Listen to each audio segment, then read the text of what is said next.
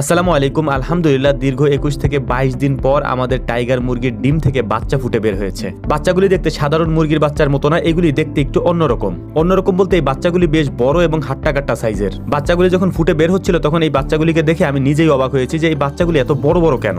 পরে ভাবলাম এই জন্যই হয়তো এই মুরগিকে টাইগার মুরগি বলা হয়। তো যাই হোক, আলহামদুলিল্লাহ যে কোনো বাচ্চা ফুটলেই আমাদের ব্যস্ততা একটু বেড়ে যায়, কারণ ব্রুডিং এ অনেক সমস্যা থাকে, কারণ ব্রুডিং করাটা একটু কঠিন। যে কোনো ধরনের বাচ্চা ব্রুডিং করাটা একটু কঠিন, যেটা আমরা এখন বুঝতেছি। তার উপরে হচ্ছে আমরা আগে দেশি মুরগি পালন করতাম। দেশি মুরগি হচ্ছে মুরগির কোলেই ফুটতো, মানে মুরগিতেই বাচ্চা ফুটাইতো এবং ওরাই হচ্ছে এটা ব্রুডিং করতো। এটা ব্রুডিং করা লাগতো না দেশি মুরগি বিশেষ করে। যেহেতু এখন ইনকিউবেটরে এই টাইগার মুরগির বাচ্চাগুলি ফুটিয়েছি, এগুলি সম্পর্কে আমাদের তেমন কোনো ধারণা নাই, তাই আমরা এটা সম্পর্কে একেবারেই নতুন। এজন্য প্রথম হয়তো একটু ঝামেলা হতে পারে আর কি। তারপরে হচ্ছে আমরা ব্রুডিং এর জন্য যা যা লাগে সেগুলি আমরা সংগ্রহ করে নিচ্ছিলাম। আমরা কিছু ওষুধ নিয়ে নিছি, ওষুধ যদিও আমাদের কাছে আগে থেকে আছে, শুধু আমরা একটা জিঙ্ক নিয়ে নিছিলাম। এর পাশাপাশি হচ্ছে যে আমরা এক বস্তা খাবার, এগুলো আমাদের অন্য কাজে লাগবে, তো এগুলো আমরা নিয়ে নিচ্ছিলাম। এখন এগুলাকে নিয়ে আমরা আমাদের খামারে চলে যাব। খামারে যে তারপর ওদেরকে রাখার জন্য ছোট্ট একটা ব্রুডার ঘর আমরা তৈরি করব। এর পাশাপাশি ডিম থেকে বাচ্চা ফুটে যে বাচ্চাগুলি বের হচ্ছে, ওদের যে খোসাগুলি আছে, ডিমের খোসাগুলিকে আমরা হচ্ছে যে বের করে ফেলতেছিলাম, কারণ হচ্ছে যে এগুলি থাকলে ওদের একটু সমস্যা হয়, ডিমের লালা ওদের শরীরে লাগে, যে কারণে ওদের একটু আরামদায়ক অবস্থা তৈরি করার জন্য ওইগুলোকে আমরা বের করে ফেলতেছিলাম। তো আমরা